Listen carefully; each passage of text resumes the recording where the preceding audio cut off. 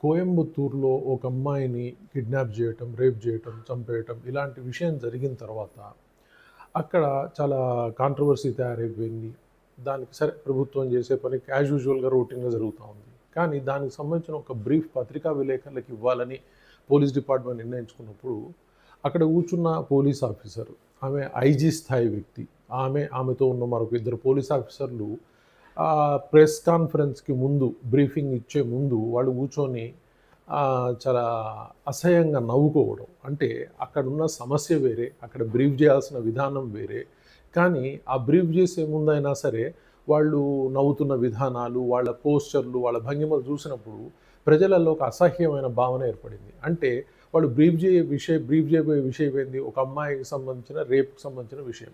కానీ దాని మీద ఒక కన్సర్న్ గానీ, ఒక సున్నితత్వం గానీ లేకుండా అసహ్యంగా వేళ్ళు రుద్దుకోవడం, అసహ్యంగా పగలబడి నవ్వటం, అసహ్యంగా నవ్వుకుంటూ ముచ్చట్లు చెప్పుకోవడం ఇవన్నీ చూసిన తర్వాత చాలా పెద్ద కాంట్రోవర్సీ అయింది.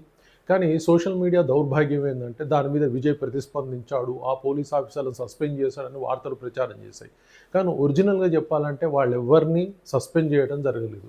ఇది కాంట్రోవర్సీ వచ్చిన తర్వాత ఏదో ఒక ఇద్దరు నేరస్తులు అంటూ ఇద్దరిని అరెస్ట్ చేశారన్న వార్తలొచ్చాయి.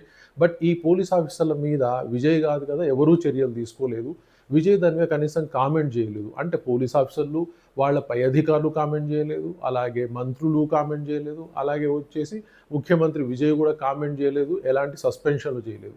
అంటే సోషల్ మీడియా ఎలాంటి భజన పరులను తయారు చేసుకుంటుందంటే ఇలాంటి పనికిరాని వ్యవహారాలు చెప్పుకోవడానికే సోషల్ మీడియా తయారైందా? అంటే లేనివి ఉన్నట్టు, ఉన్నవి లేనట్టుగా చేయడానికి.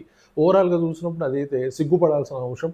ప్రజలు చాలా అసహ్యంగా ఫీల్ అవుతా ఉన్నారు. మరి అధికారులు ఎలా ఫీల్ అవ్వాలి? ప్రభుత్వం కూడా ఫీల్ అవ్వాల్సిన అవసరం ఉంది. లేనట్లయితే అన్ని పార్టీలతో సమానంగా ఇప్పుడు ఈరోజు విజయ్ పార్టీ కూడా ఇట్లే ఉంటదని బలమైన నమ్మకం ప్రజల్లో వస్తది. అది ప్రమాదకరం. Thank you very much.